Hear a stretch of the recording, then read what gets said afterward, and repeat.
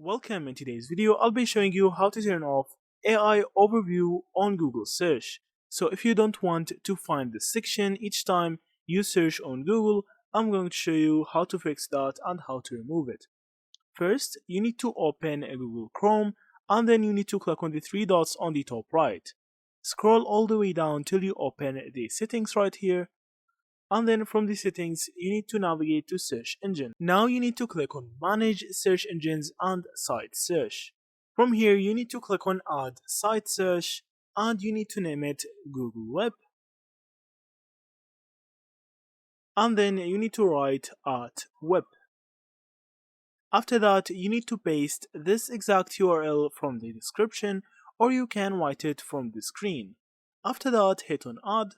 Now you need to scroll down till you find the Google Web, and you need to click on the three dots and click on make default. Now as you see, this will be the default search engine that you have. If we go and search the same search that we already done right here, as you see it won't add Google AI overview. So that's it. Don't forget to like and subscribe and drop a comment down below.